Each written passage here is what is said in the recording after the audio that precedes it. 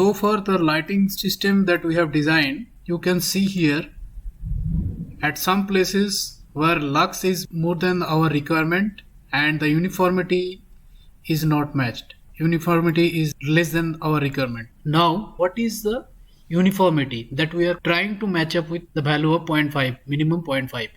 The uniformity is, let me explain you. Suppose in this corridor, we have only two lights. If you see properly, the light in these places is high and these places is very low. In uniformity, what we check, the illumination throughout the floor, throughout the area should be equal, and minimum value by average value should be greater than 0.5.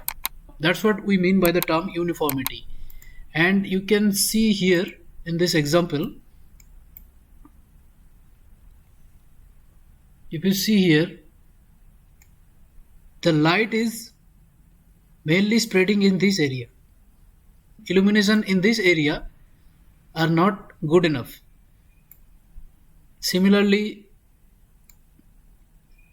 in this area only getting the proper lighting, and this area is getting bit lesser light, and gradually this area and this area is getting very less light. So this area getting minimum light and gradually increasing, and this area is getting the maximum light from this lamp.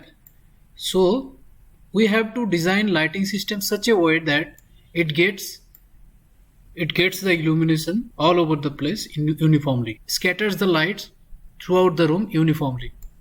Like if you see, we have got here in kitchen.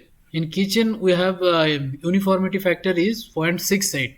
So if you go and see the kitchen, if you observe the properly kitchen lighting system, then you will see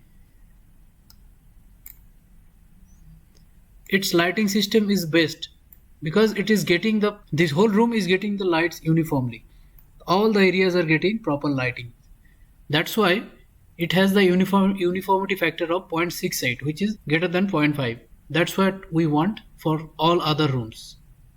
And for that we have to rearrange the lights, or sometime we have to increase the number of lights, number of lamps to get the proper lightings throughout the area. So we'll do that in the next video.